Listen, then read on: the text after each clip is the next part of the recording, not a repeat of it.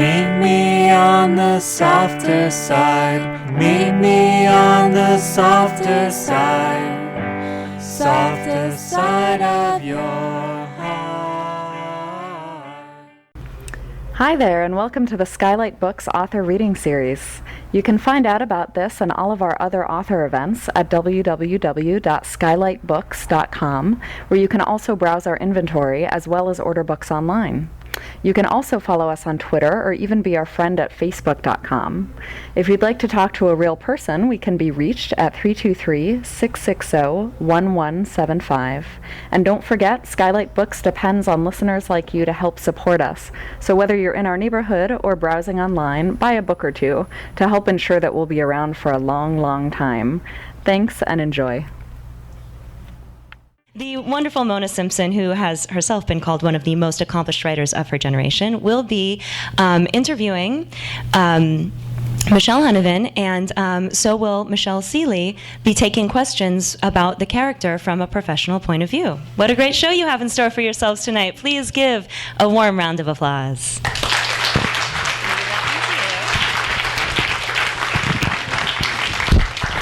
Hey, what a great night. I'm really glad to be here. Michelle Seeley is a psychotherapist in private practice, and she works with teens, adults, and couples. She's on the core faculty of the Pacific Gestalt Institute, and she supervises interns at the Southern California's Counseling Center. Her professional interests include shame resilience. I love that. I've decided my professional interests are going to include shame resilience as well. The overlaps between Buddhist psychology and relational gestalt, and how the use of story and metaphor support therapeutic change. Michelle Huneven is here, and we're all here to celebrate her fourth great novel. Her first novel, Round Rock, was called by the LA Times a texture drama of individual and cultural history, from a writer of moral nerve, sharp wit, and uncommon generosity. Those qualities run throughout her work. Of her second novel, Jamesland, the Canadian novelist Anne Michaels says, Jamesland is a blessing of a book.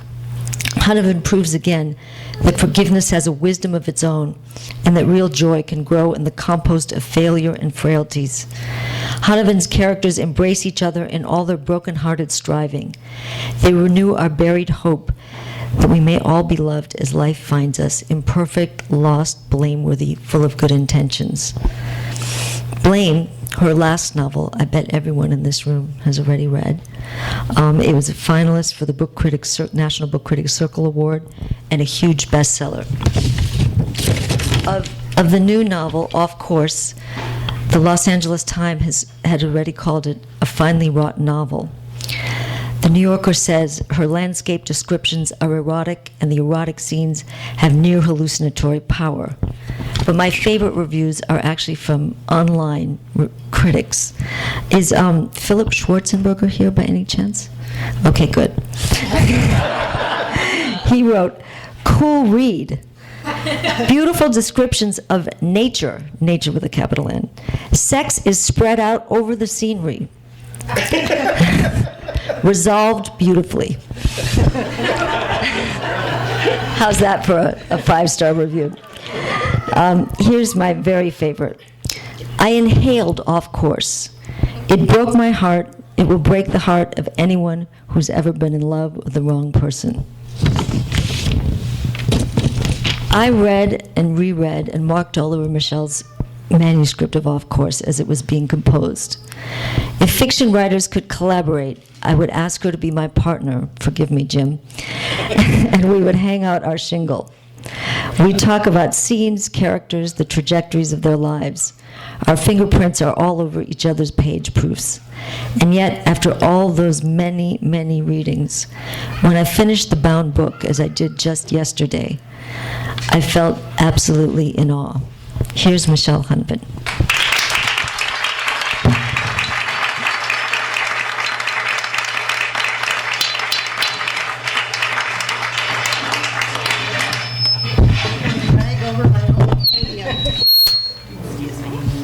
Is that good enough for you? That's great. All right, let's pull a proper nightstand if you want to. It's okay.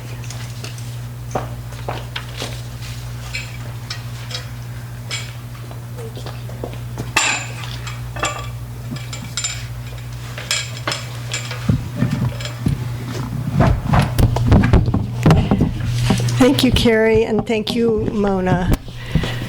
Thank you, everybody, for coming out tonight. It's so stirring to see everybody here, some old friends, my yoga teacher. I know, pull my chest off my waist. Come on, everybody, lift it up a little bit. I see various people that have given Off Course a boost in the media. I want to thank you for that, and also for giving all books a boost in the media this time, this weird time in publishing. It's really wonderful that there are still people that, dedicate themselves to it. And I'm thrilled to be at Skylight, one of the greatest surviving neighborhood bookstores, and a really important landmark in my life. I don't know if everybody knows it, but this is where I met my husband, Jim. I was reading from my second novel, Jamesland. We've now been married 8.5 years.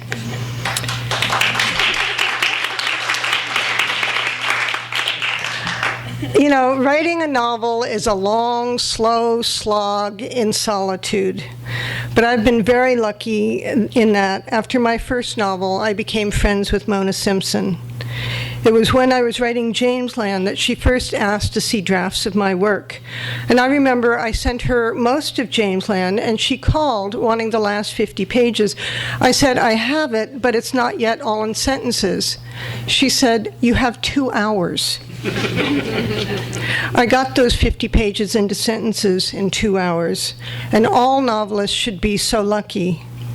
If you've read Mona's lyric, wildly intelligent, and beautiful novels, you can recognize the enormous complement of her interest. Casebook, her latest, is a comic, devastating, and virtuosic novel that sews together the boy detective yarn with a very adult love story, the coming-of-age novel with the comic book. The young narrator, Miles Adler-Rich, has the engaging, widely ranging voice that many readers have already compared to Huck Finn and Holden Caulfield. As usual, Mona hits a vital cultural nerve. The further that Miles' snooping takes him into the dark corners of his mother's most private life, the more we readers understand what it means to be human in Los Angeles in the 2000 teens. Writing novels, stories, or short essays for the LA Times has been far more amusing, far more challenging, because Mona always asks the deeper, more difficult questions. And after years of intense literary conversation with her, okay, sometimes literary arguments, I'm a better writer and a better person. So thank you, Mona, very much for all your help.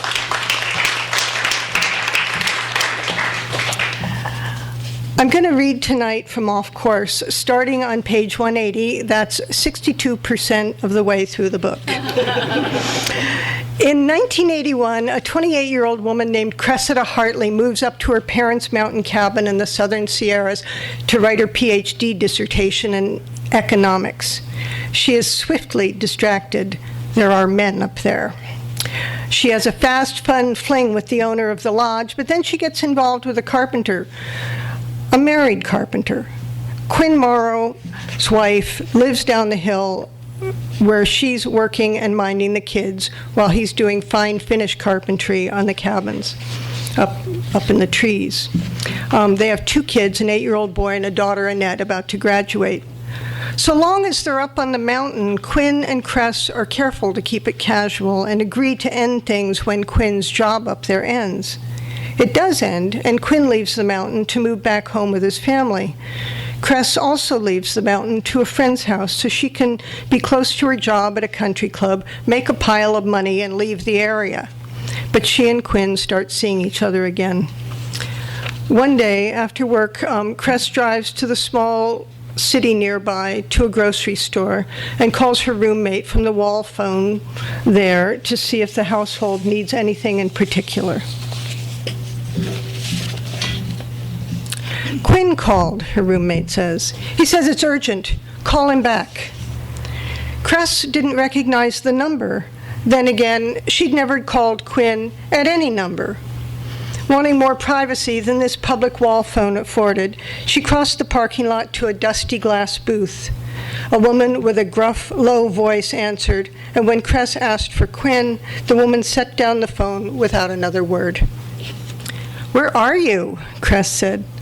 "My mom's," said Quinn. "Look, Cress, I've made a decision." "Okay," she said, and wondered what decision needed to be made. "I'm going to get a divorce."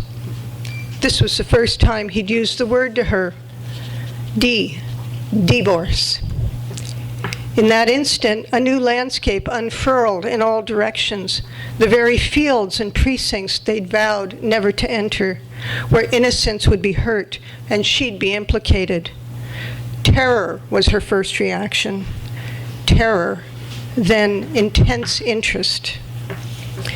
She echoed him with her own pronunciation. "Divorce, Quinn? Really?" Who knew he'd ever consider it? But good, maybe they could spend the night together again. Be together out in the open, take trips, Santa Barbara, Mexico. "It's been a long time coming," he said. Yes, and the divorces she knew about, of her friends' parents and her parents' friends, took a long time to happen, too. Lawyers were involved, and hard to get signatures, court appearances, shouting and sobbing. Her mother spent hours with Francine Davis, listening, soothing, advising. Francine's daughter Jenny was Cress's good friend, and the two had crouched in the hall to hear Francine weep in her bedroom. Cress recalled, too, a sleepover at the father's new apartment, the empty beige rooms and mothball smell. Even if Quinn passed through all that tumult, who's to say that he and she would care for each other on the far side? "Are you there, Cress?" said Quinn. "I tried being home. I was out of my mind. I drove up here today and talked to my mom. I told her everything." His mother, who'd clonked the phone on some table just now? "That's good, Quinn, that you talked. I'm going to divorce Sylvia," he said, "and marry you." "Oh, now," she said. "I mean, one thing at a time. Let's not..." "Even before I left the mountain, Cress, I knew." She stood up straight, nose level with the punch pad on the payphone. She had been disciplined. She had not allowed her affections to range so far afield. She'd held herself in check. Marry? She never let herself imagine it. Where would they live? And what about her friends? Her Pasadena friends from childhood. What would they think of him, or he of them? "If you will have me, Cress." "Are you there?" "If you will have me." The tremble in his voice hit low, like sex. "If it ever comes to that," she said quickly, yes, of course," because it was urgent to reassure him and to keep the matter open so she could think it over at leisure, in private, because the slightest hesitation here might frighten him off. She wanted, at the very least, to prolong the incredible flattery of his offer, for it was an offer, wasn't it? And who had ever wanted her so much? Saying yes to him, yes, of course, in an easy, offhand, contingent way, bought her time. Also, she was stunned, perhaps even in shock, the way people are when they win a lottery. They have to sit down, and sometimes they keel right over. She sagged against the booth's scratched, graffitied glass wall, the greasy receiver pressed against her ear. But so much has to happen before we can even really, you might change your mind 100. I've never been more sure of anything in my life. His beautiful, low voice coursed directly into her blood, or I never would have spoke of it. "Okay," she was breathless. "Okay, Quinn." He would have to be sure for both of them then. "And even if you won't have me, I can't stay married to Sylvia. That's over. I'm done." The sun had dunked behind the industrial buildings across the street. Long shadows stretched over the asphalt. "What did your mom say?" "That I have to do what I have to do, whatever makes me happy." "You told her about me?" "She knows there's someone." "And Sylvia? Have you talked to her?" "I won't until Annette graduates," he says. "I won't take away from Annette's big day." Oh. So nothing irrevocable had happened after all, except that he had asked her to marry him, and she had said yes, She told him yes when he wasn't in any real position to ask. Look me up after you've done all the hard stuff. That's what she should have said. But it was too late. She'd already answered. He was still talking. He was dying to see her. He wished they could meet right now. He wanted to hold her, to lay her down. His term, lay her down. It came from a country song, and his use of it embarrassed her, especially now. She didn't like to talk about sex. She preferred to be more oblique and private about it. But he couldn't see her, he was saying. Not tonight. He was tied up. There was a big family dinner at his brother's house. Sylvia and the kids would be there, and he was taking his mother. He'd see Cress tomorrow. He'd phone her at work. They'd figure everything out. He loved her. She knew that, didn't she? He loved her more than anything else on earth. They'd have a long, happy life together. Okay, she whispered. Okay, Quinn. Walking back across the parking lot, exuberance and something like triumph welled in her chest. So much still had to happen, but who knew he'd come this far? He'd told his mother. Of course, telling Sylvia would make it real in a way he probably didn't anticipate. Even Cress knew this. Sylvia would not say, whatever makes you happy. He really should not have proposed till he talked to Sylvia, and not over the phone. Cress had made a mistake too, she thought, in answering him so quickly. She should have put him off, or said something even more equivocal. Let's talk about it when the time comes, or let's not talk about it over the phone. But what she said wasn't so terrible, if it ever comes to that. Despite her trepidation, jubilance kept bursting through. He did love her, she'd known it, of course, but hadn't permitted the words to form. Her own reticence, the stringency with which she'd held herself back, those thick old leather harness straps had loosened once they came off the mountain, and now had fallen away. She could let herself go, or could no longer hold back. Of course she loved him. Aloud, love rippled retrospectively through their time together like a frisky zephyr, ruffling memories, sweetening and brightening all that had passed between them. She had been so firm and practical. She had built barriers of his faults, never once imagining marriage. Somehow, she'd played it just right. She felt clever and carefully ecstatic, as if she'd coaxed a bull elk to nuzzle corn from her palm.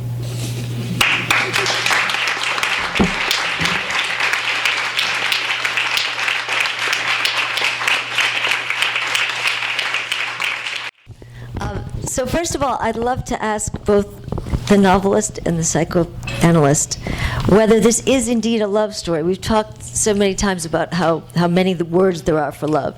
Is this actually a love story, or is this a story of something else? Is this a story of obsession? Or let's hear from Michelle first. Yeah, you go first. Well, in my opinion, not really. It's a story about what people think love is, what they imagine love is, what they mythologize love to be, the great, passionate, wonderful, unattainable, obsessive love. Is it really love? I don't think it's really love. What do you think, Michelle? I think what you're saying has a lot of truth in it. I think she's on the verge. I mean, the potential of love is part of what's so exciting to her. And so she's on the verge of this, what's possible for the whole novel. And so I wouldn't say it is love, but it's this promise. It's just like, and that's a big part of the beginning of any love. So I would say maybe that can be a big part of love. So what would you, Michelle, therapist Michelle, what would you do how would you work with Cress if she were in fact your patient? Well, I think, when you were reading, one of the things you said was, he's going to have to be sure for the both of us. That just isn't a good way to proceed. proceed with your life, to let someone else be sure for you. So I think that's where we would start with those kinds of things where, yeah, okay, that's nice, but what about you? If you were going to have an opinion, where would that be? And how do you know? What's it feel like in your body? This and that. So I would start there, trying to get her to be able to recognize, know, articulate her own experience. And what would your guess be as to where that therapy would end? Would she? How would that go? I mean, do you think you'd convince her to? What do you think you'd accomplish with her, realistically? Well, it does depend on what she wants more. Does she want more to be living in her own skin, really knowing her own experience, or is she on a ride? You know, I think I actually don't ever know what someone should do, because I don't know what it looks, I mean, in the novel, she needs to get somewhere, and maybe that is the best path, and I really do actually believe that life is much more mysterious than I can understand, and so trying to help somebody just name what they really want, whether it's an obsessive love or whatever else would be, I guess, as good as I can get to. Well, I would say that Cress would definitely say it was love, and that she never really goes that far away from that position. No. Though you, the author, do. I, the author, do, yes. I feel that the thing that helped me grow up, and it sounds incredibly trite to say, was that I read that best-selling book, Dale Peck, The Road Less Traveled, where he said love is attention. And that, I feel, is exactly what Cress is not getting from Quinn. She's not getting sustained attention. She's seeing him whenever he has this terrible craving to see her. But this is the very first time she even gets to talk to him on the telephone, is when he proposes marriage. Hello. Of course, this was in the pre-cell phone era, but I thought you were going to say that if you'd worked with Cress, you would have tried to encourage her to kind of get back to her life. And then I was going to ask Michelle, because I think that's what you sort of believe. I think you believe that Cress would have been helped by therapy, and maybe, but on the other hand, you chose to take the novelistic tradition of adultery rather than the healthy New Age, let's be therapeutic in the best way view of it. I mean, obviously Anna Karenina could have used a therapist too. Probably used a train. The same for Emma Bovary. But and you chose that. What is it of the novelistic tradition of extreme hurtling off the cliff rather than healthy steps of recovery and sobriety in matters of passion? Well, I have an answer to that. I mean, when Lori Weiner here read the book in draft, she said, nothing really happens. You need something very dramatic to happen. And I bucked it a little bit, and I didn't give her the abortion or the suicide that she suggested, but I did.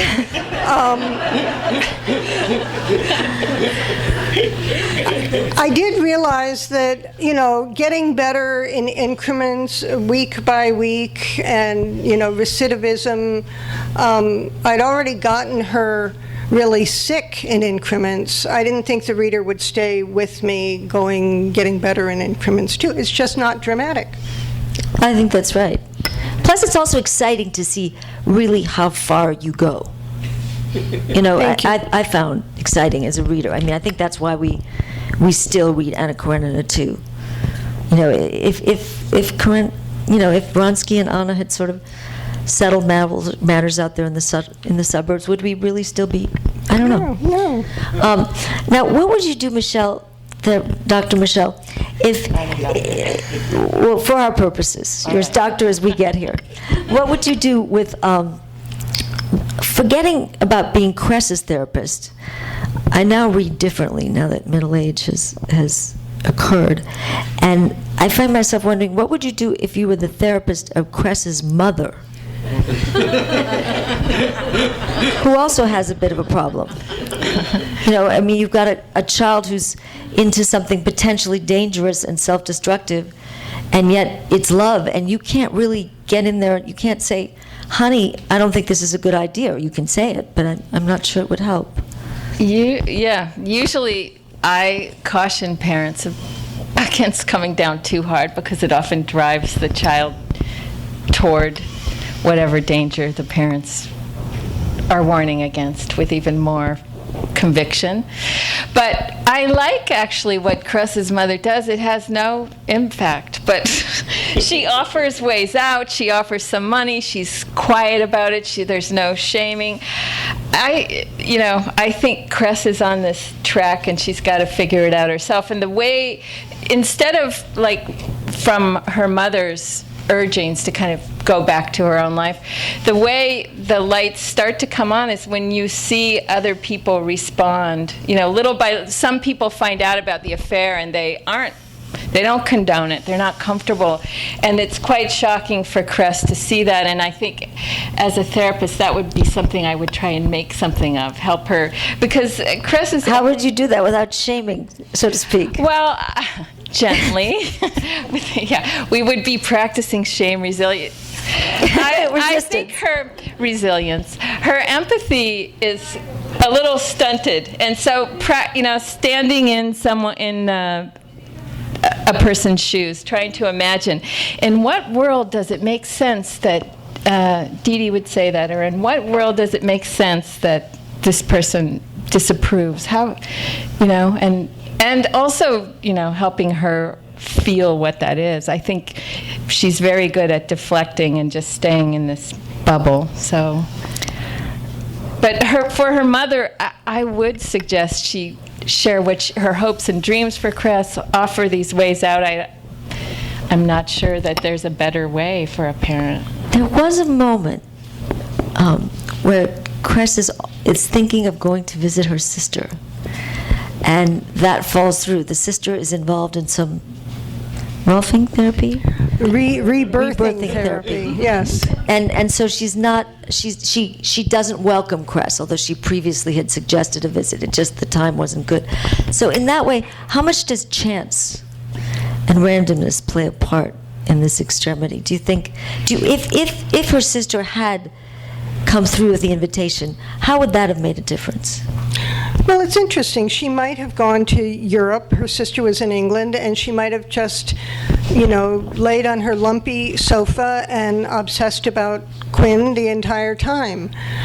She might have gotten distracted. It's hard to know, but I think that Cress has a problem with low agency. She's not a feminist heroine. She does not strike out on her own for what's good and healthy for womanhood. She's sort of, for an intelligent person, maddeningly passive, and that's one of the things that gets her into trouble.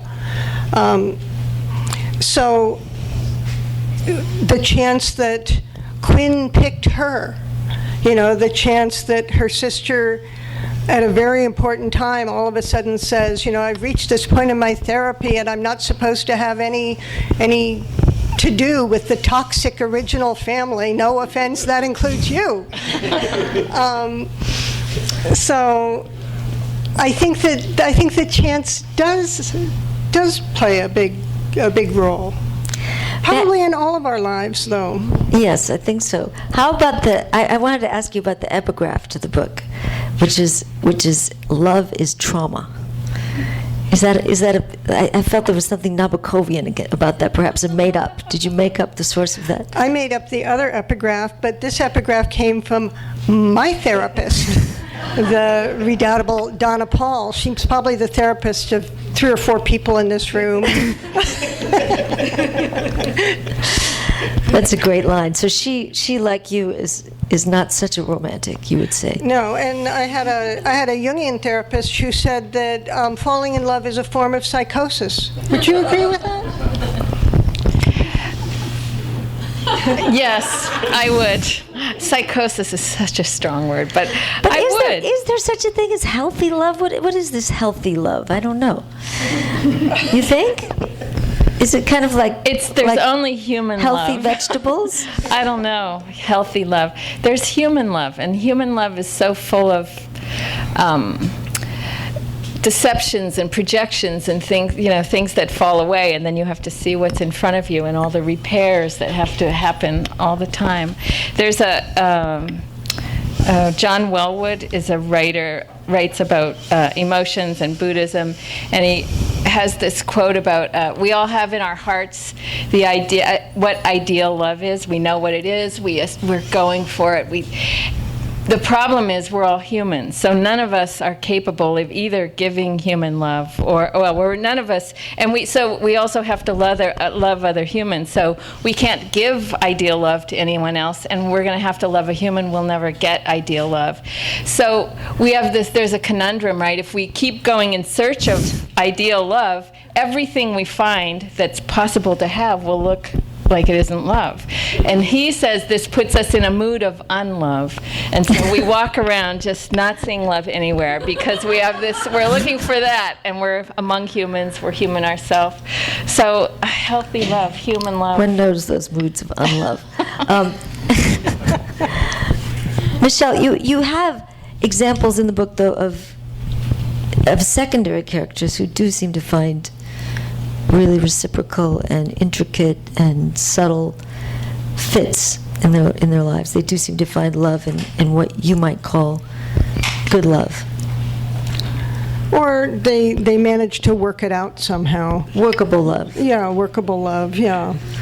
I think that's what I'd say about that Wellwood quote. That's helpful to a lot of people in my practice because it makes you stay realize I'm human. I can only find human love. I have to be the human lover of someone. It's going to be worked out. It's going to be messy. It's going to be, and hopefully it'll nurture me enough to keep me in, really nurture me enough to keep me in. But it won't, nobody gets to live in heaven, love heaven. I have one final question for Michelle, and then I think we should have some questions from the audience. But we're talking about these subjects and these people as if they were real, as if these were people who lived down the street from us. And I think people respond to Michelle's work with this because it feels so natural, it feels so real. But of course, I know from having watched you write it that there's so much, it's all art. I mean, there's very little that you did live on a mountain once, and you did stay in your parents' cabin. And pretty much that's a lot of what really happened, So can you... That's as much as I'll admit to, certainly. Can you talk a little bit about the spirit of art and what you think that entails and what that will entail for fiction in the decades to come, as things are changing? Will books be as predominant a force, and how does that change you as an artist in your spirit of how you approach the work? Well, at the risk of saying something that's been said 10,000 times, reading is the most private act between an author and the reader, and it's done one-on-one, and that doesn't change no matter if you're having it trickle in through your earbuds or you're reading it on an illuminated screen. It's still, this intense personal one-on-one connection, and that we all need. And I think that you both touched on it earlier. Fiction takes us places that we then don't need to go. We don't need to live next door to our ex-boyfriend. Wuthering Heights does it for us. It's and as Mona said, I took this character down, down, down, and then some more and some more to see how far she could go. To a real extreme. To a real extreme. And that's the good place. That's the good place to go to the extreme in a book, not in your life. And I have to say that, part of the spirit, for some reason it's been said in reviews, this is or isn't a cautionary tale, as if that's a cheap thing, but it's one of my hopes that there are some 28-year-old women who will read this book and maybe think twice, or maybe find a little air to think twice or something, so that they don't go someplace that they don't need to go, that's going to harm them, that's going to take years out of their life. When you write about a younger character, I know I said the last question, but just one tiny one more. Do you write a book that you would have liked to have at that age? Yeah. Me too. I would have liked to Yeah. have this book when I was in my 20s. But now it exists. And there are still people in their 20s, and there's more and more coming. So let's have some questions from an audience. I don't want to monopolize. Don't be shy. Yes. As a reporter and a journalist, I'm still always thinking about. Can I give you? No? Sure. Yeah. I'm still always thinking about stepping into fiction for the first time. And this is such a stimulating conversation. I'm wondering, because I am so cynical about romantic love and have a hard... Okay. And have a hard time imagining it, and imagining it in the form of writing.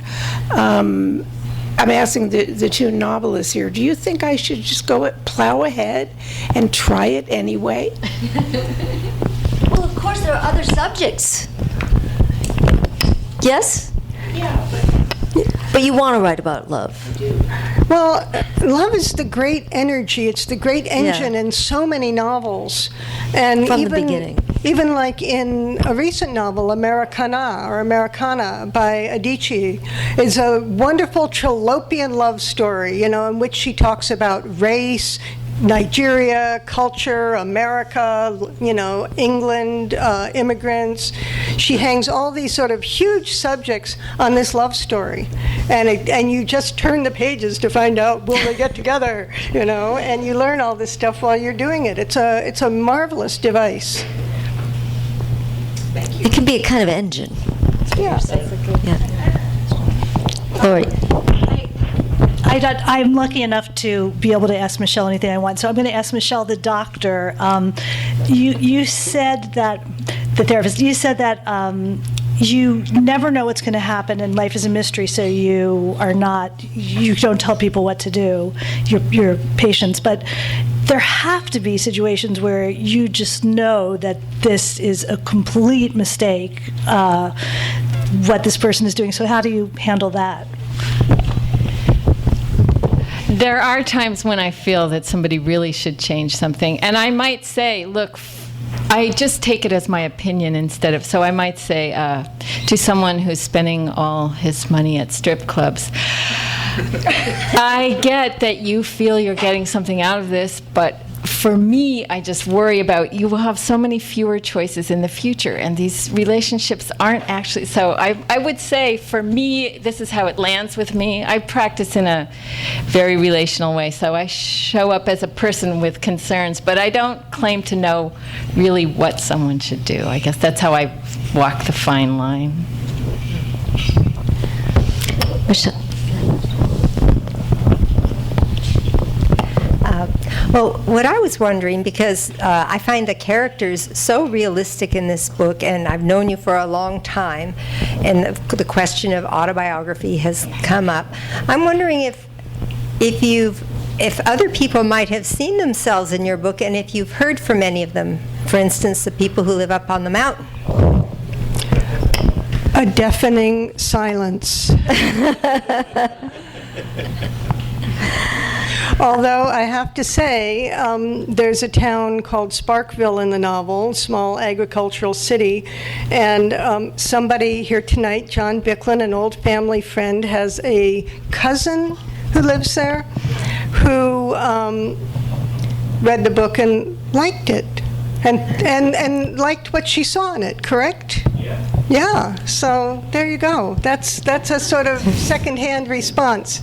That's the first one trickling down from Tulare County.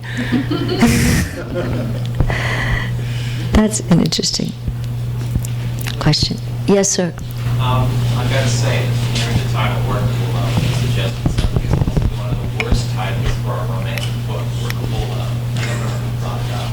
Do you think as writers get older that they get maybe a more hard view of romance? And say you look at someone who's written 4 books that involve romance. Do you think the tendency will be to show a more sort of stabbing, nasty view of it, either for mechanical purposes, it turns out to write better that way, because that's been the writer's experience? Oh, the question is, do writers, as they write more and get older, take a slightly nastier view of love? More or less, but no, I mean, I take your question. I say I'm not a romantic because I think that I've found personally, a kind of love that's far more satisfying than always being, wondering, is he going to call? Am I going to see him again? Is there a relationship? Is he my boyfriend? I don't know, I'm happily married to a man who pays attention to me and brings me a cup of tea in bed every morning and talks to me and listens to me, and that to me is love. This romantic love that somehow you win because you get a man away from his beautiful wife, which is one of the things in one of the patterns in my book. That's something else. That's some old family pattern or something that's at work. That's why Mona's first question is, do I call this love? I say it's not love. It's some kind of working out that you have to go through to get to love, maybe. You want to say anything about that? Well, that is a common theme in psychoanalytic writing and in therapy, that we love isn't blind, it's visionary, and we actually pick the exact right person to work out our family of origin dramas with, and we pick that person hoping for a different outcome, and typically that doesn't really work. And I think it's common. I think we do that a lot, especially as younger people. And then, that's when you sink into yourself and you figure out what actually is satisfying, then you can make different choices. But when you're just working on concepts of love, sort of the official truth about it that you get from your family, and the hopes that you never were requited from mom and dad and all that, those guide us until we know what they are. Yes. Well, there's that also Janet. question where people used to blame novel reading for all this romantic. Well, they say the troubadours invented romantic love, absolutely. So it's like young girls should be kept from reading that literature. It stimulates all this romance, the illusion, the high romance illusion. But also there's like a difference between what we need as people and what readers need on the page. And should there be some correlation? It's interesting that maybe it takes a mature writer who has been through the whole thing to be able to look at high romance and see both the excitement and the shadow. Well, I like what you said about, picking the people who contain echoes of one's original family drama and trying to get a different outcome, and how that doesn't work out. One wonders whether maybe writing books and reading books is the way that one resolves those primal yearnings. But I also think that Janet brings up a really good point, that the conventional love story and the realistic love story really are at odds. And I think it's tricky to play with the two, to get the energy from the conventional one and use it in your realistic one. Of course, someone like Alice Munro is a complete artist at that. She can get you wondering, are they going to be together? Are they going to be happy? And then the story will be about something completely different. It will swerve off, and it will be, I don't know, about memory or just a weird time in a woman's life when she's in between places. It's really not about, does she end up with somebody? The endings are almost never satisfying in that old-fashioned romantic way in Alice Munro. But they're satisfying in a new way that she teaches us to appreciate in her own writing, I think. I agree. Marissa.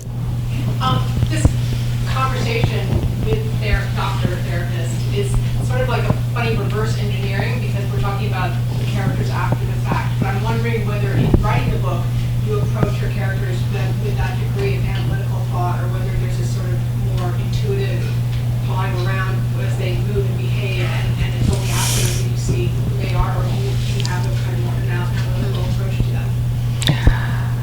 That's a good question. Did everybody hear it? That do I approach analytically or psychologically my characters, or do I just sort of muck around in them and do it intuitively? And I, the answer is both. I've been so therapized for so many years, 20 odd years. I can't help but bring a psychological approach, and yet at the same time, this character kind of defied psychology, and she even says at one point in the end that even getting this sort of brilliant explanation for, that it's her family romance to get mom away from dad and have dad to herself, and it's very obvious her mother and the other woman have the same name.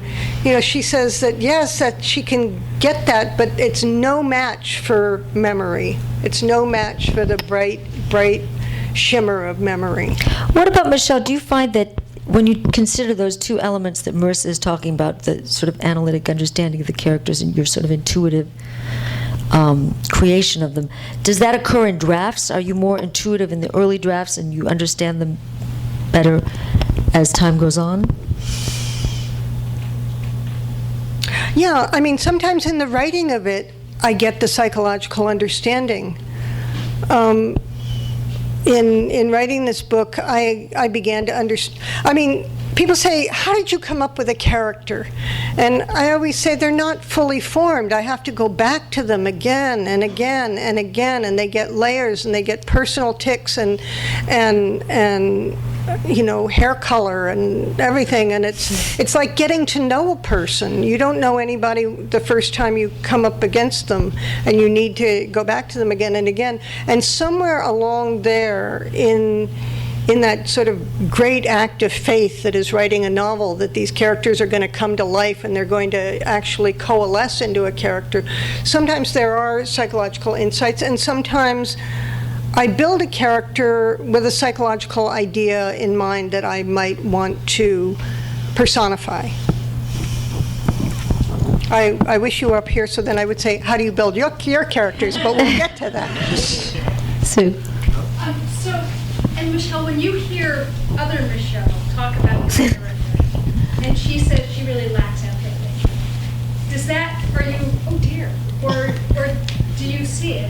When you hear your character... Were you talking about the mother that lacked empathy? No, I was talking about Cress, actually. Cress says, there's that moment where somebody says to her, you're committing adultery. She says, I'm not committing adultery. Yeah. I've broken no vow. He is, right? I don't consider her I actually don't consider her empathic or empathetic. I think if she were, she wouldn't do what she did. I think Cress is, I guess they don't use this word anymore, but she's neurotic. She has some blind spots. She has some spots that aren't fully come to life. And if she didn't have those spots, this wouldn't happen. Her whole personhood is so intent on acting out this drama that she's not seeing it. She's not particularly conscious of it. So she's not going to be empathic about somebody else. I think too. Yes, the drama, but his desire for her and the sex and the hiking and all that is a huge aphrodisiac. So you talk about the engine and the energy. That's one reason I think I don't know how much sway I'd have with a patient who was in that deep with something that was so compelling. It has to kind of run its course, maybe. Tom. I keep thinking about the love as attention and love as trauma, right? And how those two things fit together. And the image of the guy giving his money all the way at a strip club, that was one version of how they could fit together, I guess. But that would be more on the trauma side. It would be kind of, a bit of both, maybe. But I have a therapist. Larry doesn't like that. I don't quite get that either. Could you explicate? No. Later. I have a therapist friend who said that one of the things that she sometimes feels is that she had a patient who was a guy who was in love with somebody and happened to be married to somebody else, and sometimes she just feels like she wants to say, "Go for it. Really, you're miserable. Go." Just your disease is monogamy. You should just go for it. And she knows that that's not particularly responsible thing to say as a therapist, so she doesn't. But I'm just wondering if you ever have that kind of conflict where you actually are rooting for a little bit of trauma. Yes, but maybe in a different way. I think in that case, I would try and help that person own it and be direct and get out if they want out, actually. But I have been known to say to patients that they actually need to work on their ruthlessness, and they don't have enough of it.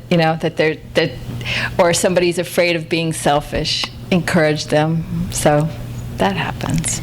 But I think more I would want somebody to own directly this, their unhappiness. And it's interesting to think about in fiction, because of course we're often rooting for the person to go for it. I mean, that the sort of example of the narrative engine of erotic pursuit is, on some level we're rooting for Humbert.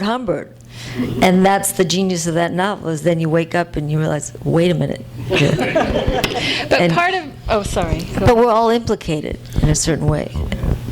In each other's stories, in each other's narrative.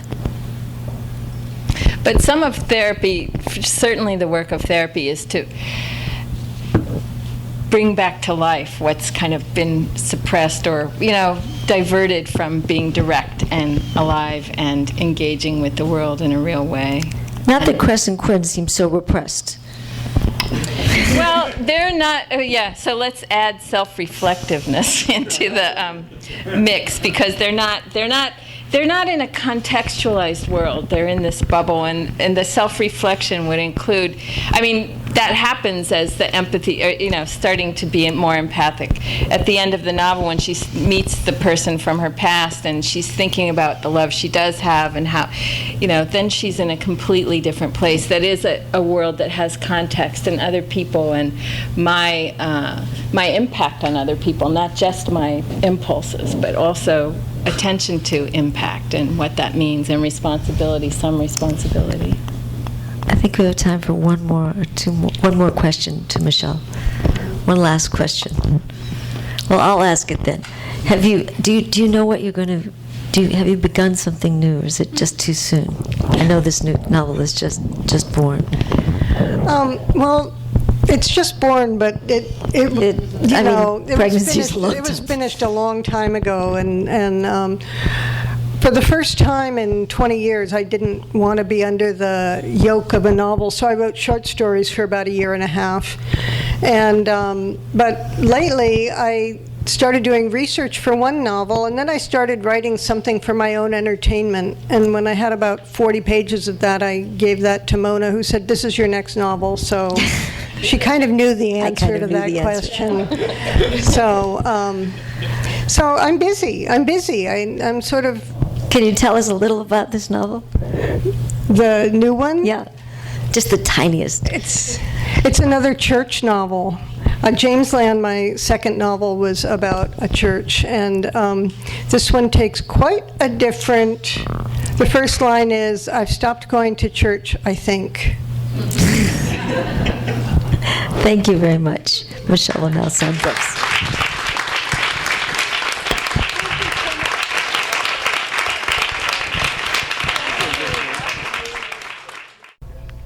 You've been listening to the Skylight Books author reading series. Don't forget that you can check out this and all of our other great podcasts at www.skylightbooks.com. Today's music was provided by Fragile Gang. You can check them out at MySpace, Facebook, and the iTunes Music Store. Thanks for stopping by, and we hope to see you soon.